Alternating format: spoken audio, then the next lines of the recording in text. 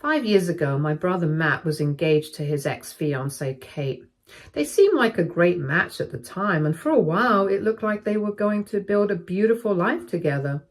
But things didn't turn out that way, and their relationship ended, largely because of me. Now, before you jump to conclusions and paint me as the villain in this story, I need to explain what really happened. My brother Matt is just 1 year older than I am, so naturally we've always been close. We even went to the same college where Matt met Kate, and she was in his year, and they hit it off quickly, eventually starting to date seriously. Because Matt and I shared an apartment during college, Kate spent a lot of time at our place. It wasn't long before she and I became friends too. Initially, I was happy to see how much she cared about my brother, and I respect her as his girlfriend. That's how I always saw her, as Matt's girl, someone who would potentially become a part of our family someday. But as time went on, I started to notice things about Kate that made me feel a bit uncomfortable, though I brushed them aside at first. She was often overly friendly with me in a way that didn't feel entirely appropriate. At first, I told myself it was probably just her way of trying to bond with me as a future sister-in-law. After all, she spent so much time at our place that it made sense for her to want to establish a good relationship with me too. However, multiple ex-girlfriends of mine would bring up Kate in conversation.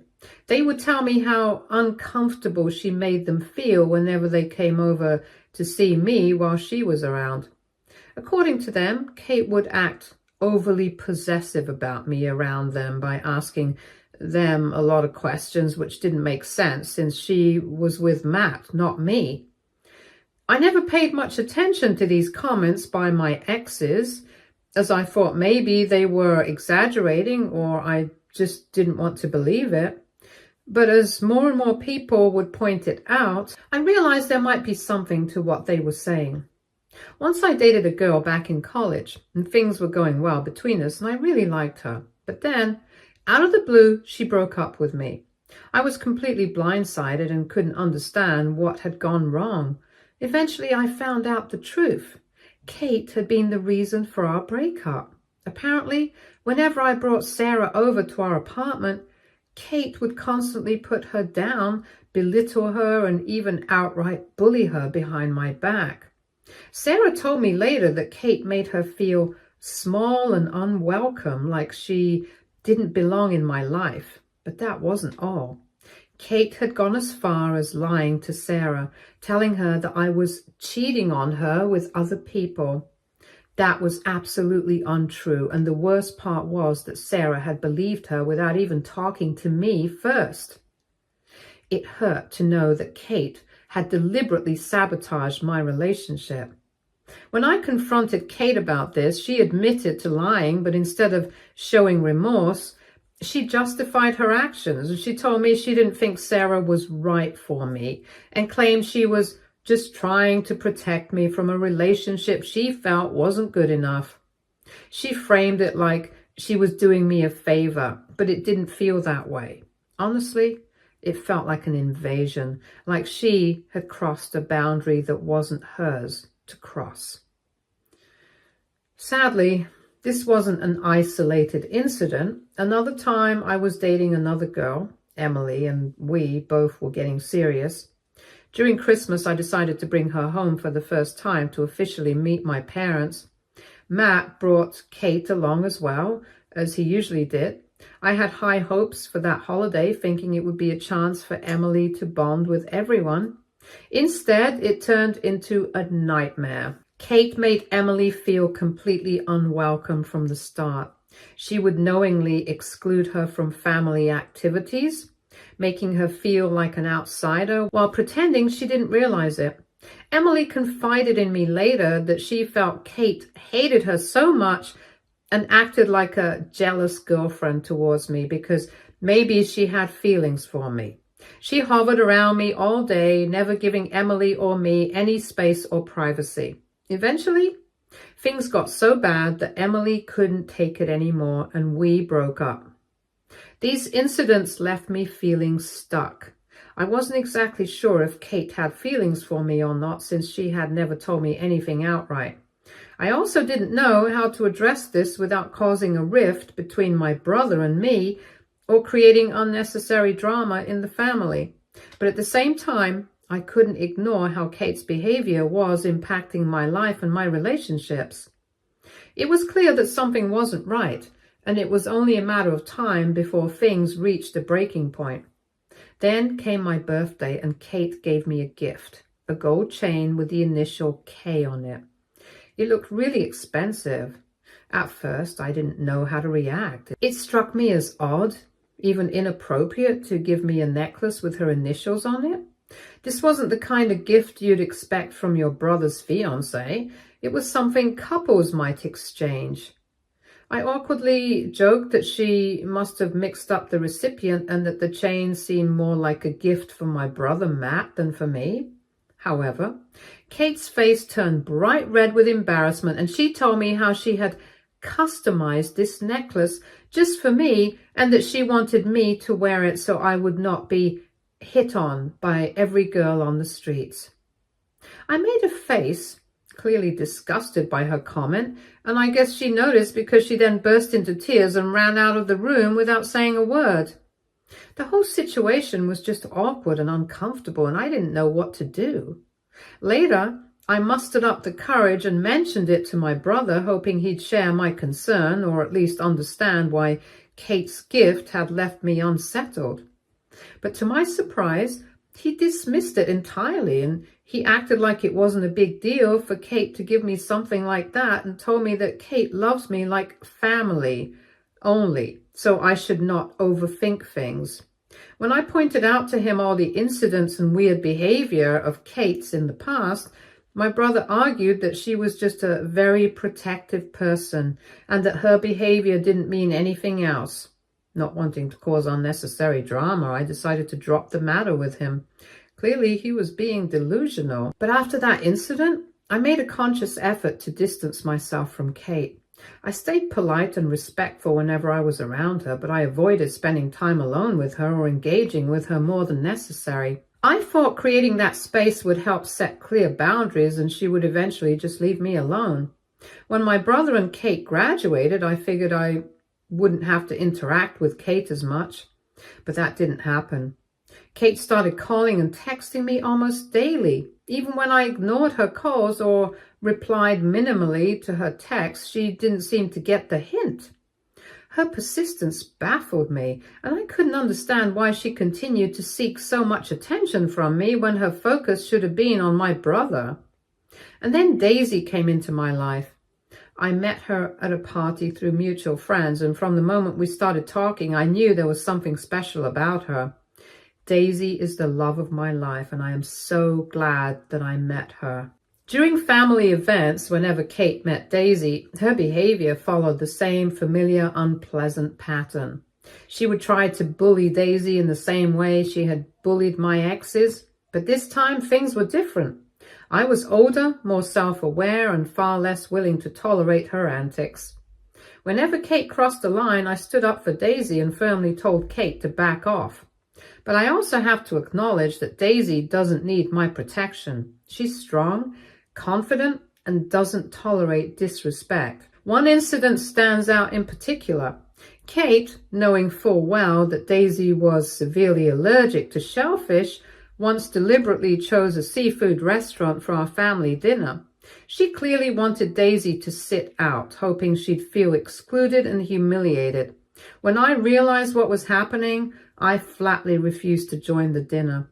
Daisy didn't stay silent either. She pointed out to everyone that Kate had intentionally chosen a restaurant she couldn't eat at. At that point, Kate tried to play innocent, claiming she didn't realize Daisy's allergy was such a big issue.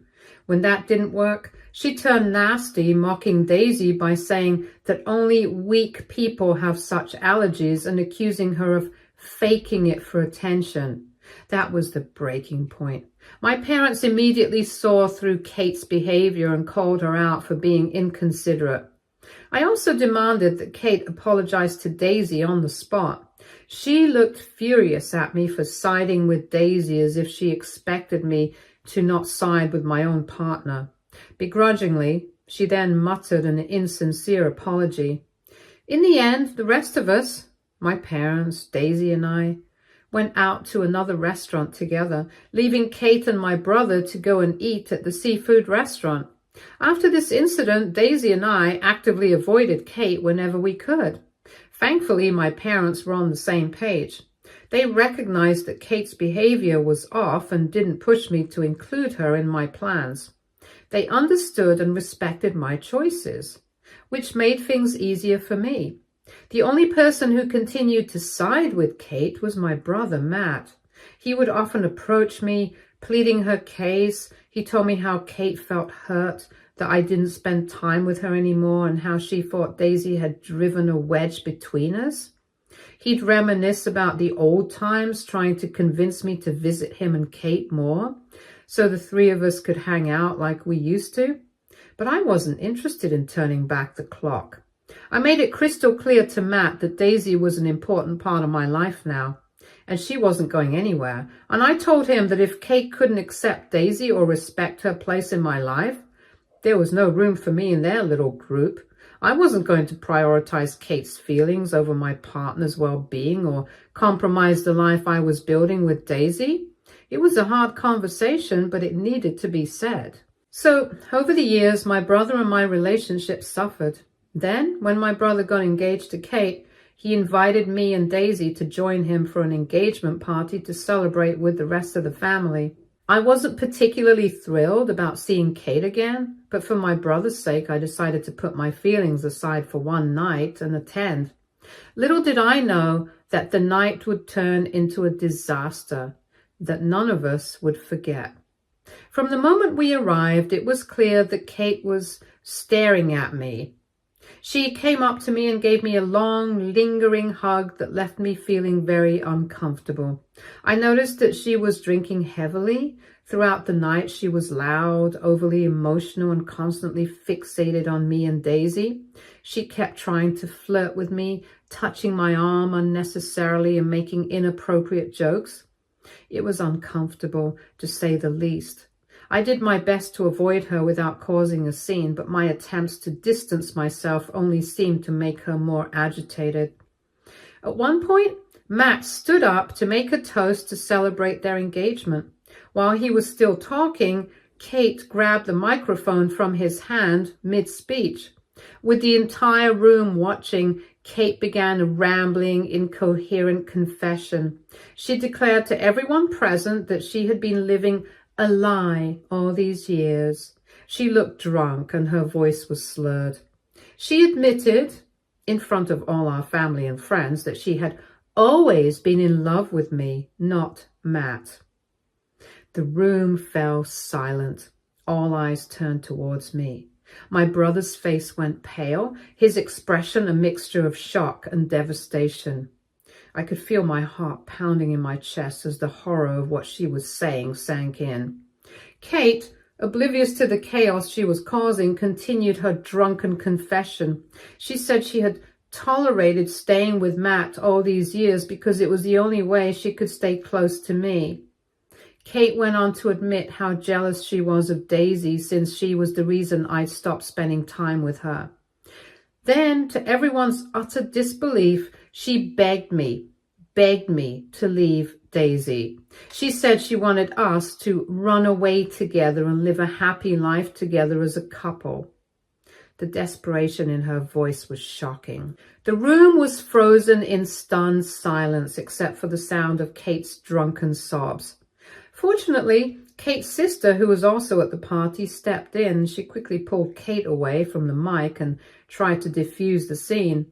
But Kate wasn't done yet. She kept crying and screaming as her sister dragged her out of the room, shouting things at me like, "You're the love of my life," and "Don't let her take you away from me."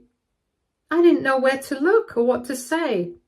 My brother stood there completely shattered while our family and friends looked on, their faces filled with shock and disbelief. I was horrified and embarrassed by what had happened. Well, the aftermath of this incident was disastrous. Matt, devastated by Kate's public confession and betrayal, broke off their engagement immediately. He cut all ties with her, refusing to have anything to do with her after that night. While I fully supported his decision to end things with Kate, what I didn't anticipate was how he was going to cut me off as well. No matter how much I tried to reach out to him afterwards, Matt refused to talk to me. He avoided my calls, ignored my messages, and didn't respond even when our parents tried to intervene. He stopped attending family gatherings, rarely spoke to anyone, and didn't give us any updates about his life. Over the past 5 years, he has been almost no contact with all of us. Even when I married Daisy, the most important day of my life, he was absent. Sometimes my parents get a few rare updates from him, but that's it. None of us have truly understood why he cut us off so completely, but we respected his need for space, even if it broke our hearts. And that's why, when my phone rang this week and I saw Matt's name on the screen, I was completely stunned. I hadn't heard from him in years, and I couldn't believe he was actually reaching out. When I answered the call, the initial moments were awkward. We hadn't spoken in so long, and it was hard to know where to start. But I was just happy that my older brother had finally reached out to me. I missed him more than I realized. Matt told me he was doing well and eventually shared the real reason he was reaching out. He told me he was getting married in a few months. The news took me by surprise, but I was genuinely happy for him. After everything he had been through, it felt like a chance for a fresh start in his life. I congratulated him warmly, telling him how glad I was to hear the news. Curious, I asked if he planned to invite our parents, Daisy and me, to the wedding. It had been so long since we'd all been together, and I thought this could be the perfect opportunity for a reconciliation. Matt confirmed that he was indeed inviting us, and I was relieved. It felt like a bridge was finally being rebuilt. But then he added something that caught me completely off guard. He told me quite matter-of-factly that while I was invited to his wedding, I couldn't come empty-handed. At first I laughed, thinking he was making a light-hearted joke about wedding gifts. I reassured him not to worry. I'd be sure to get him and his fiancée a nice gift. But Matt quickly clarified that's not what he meant. He then went on to say that what he actually wanted from me was $50,000. I froze, completely taken aback. $50,000 as a wedding gift? For a moment, I thought he might still be joking. But the seriousness in his voice erased any doubt. I asked him to explain, to clarify if I had misunderstood, but Matt doubled down. He told me that this was something I owed him after the way I had broken his trust years ago. He insisted that paying him this money was the only way I could repair our relationship. Confused and frankly shocked, I pressed him further, trying to understand what he was talking about. What trust had I broken? How had I wronged him? And that's when Matt brought up Kate. He reminded me in painstaking detail of how his ex-fiancée had confessed her love for me at their engagement party. He told me how humiliated and betrayed he had felt that night, standing in front of family and friends as his life crumbled. According to Matt, the embarrassment and emotional pain he endured were my fault. He argued that I should have known about Kate's feelings all along and done something to prevent her confession. He blamed me for not setting firmer boundaries with her, for not recognizing the signs earlier. Matt told me that he had suffered a great loss that day, both personally and socially, when Kate confessed her love for me. He claimed the ordeal had tainted his reputation, shattered his confidence, and left him emotionally scarred. In his mind, the $50,000 was not just a wedding gift. It was compensation for the pain and humiliation he believed I had caused him. He saw it as a way for me to take accountability and to make things right. Obviously, I told Matt that I couldn't do what he was asking. I told him that he was insane to even suggest something like this. But he insisted that he would give me a few days to reconsider and implied that if I didn't give him the money, our relationship would be forever over.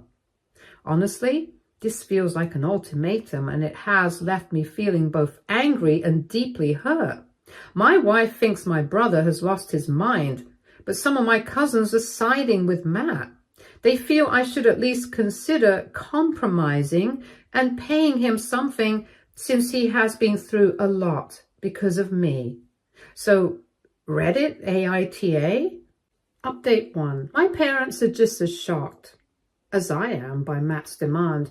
When I told them what he had said, they couldn't believe that after years of silence and no effort to reconnect, Matt had only reached out with the intention of demanding $50,000 from me. They are outraged on my behalf, especially since they know the extent of the emotional toll that situation with Kate had taken on me and Daisy. My parents are firmly in my corner. We are now planning on having a proper sit down with Matt and addressing these issues once and for all. The goal is to get to the bottom of what's really going on with him and understand his intentions. We want to know if this $50,000 demand is genuinely what he believes will fix things between us, or if there's something deeper fueling his resentment. I'm also hoping this sit down will give Matt a chance to see things from my perspective. I want him to understand I was never the cause of what happened between him and Kate, and that blaming me isn't the solution to his pain. To everyone questioning if I might have flirted with Kate or somehow led her on, let me be unequivocally clear. I was never, ever attracted to her. From the very beginning, I treated her with respect because she was important to Matt. Any feelings she developed for me were entirely on her own. I never gave her any reason to think I felt anything beyond platonic respect for her. Kate crossed boundaries repeatedly, even when I tried to distance myself. She drove away multiple ex-girlfriends of mine by lying, bullying, and being overbearing. She grew jealous and spiteful when Daisy came into my life and made it her mission to mistreat her whenever she could. Matt wasn't oblivious to her behavior either. He saw how uncomfortable she made me and how hostile she was towards Daisy and my exes. But he never addressed it with Kate. He didn't call her out or take steps to make the situation better. That part hurts too, because I think he knew deep down that what she was doing was wrong. Yet he chose to look the other way instead of having a hard conversation with her. It's as though he expected me to simply tolerate her antics for the sake of peace, no matter how much strain it put on me. Also, what kind of grown woman gets drunk and confesses her feelings for her fiancé's brother during their engagement celebration? That moment was as mortifying as it was appalling. She had no respect for her relationship with Matt, no respect for me, no respect for Daisy. I'm honestly relieved that Matt and Kate are no longer together, because if they were, I believe this inappropriate dynamic would have continued indefinitely. Update 2. It's been a month since my last update, and last week, after much back and forth, my parents, Daisy and I finally had a sit down with Matt. He had made various excuses not to meet us, dragging his feet and avoiding any real conversation, but my parents were firm. They insisted that we needed to clear the air and try to at least rebuild whatever had been lost. The meeting wasn't easy. At first, Matt was defensive, and he began by confessing that he had been holding a grudge against me all this time. He admitted he felt blindsided by Kate's behavior, and that was a big part of why he distanced himself from me. He also began accusing me of having an affair with Kate on the side, claiming that maybe there was more to the situation than I or Kate had let on. I was stunned by the accusation and told him in no uncertain terms that I would never have done something like that to him. I'd always respected the boundaries of his relationship with Kate. Even when she was behaving inappropriately, I wasn't going to let him accuse me of something so baseless without a fight. Daisy also spoke up for me. She pointed out that Matt and Kate's actions had hurt the entire family, not just him, and that we all had been affected by her behavior. She reminded Matt of all the times he had chosen to side with Kate over me despite her toxic behavior, and told him that he should have seen this coming long before I did.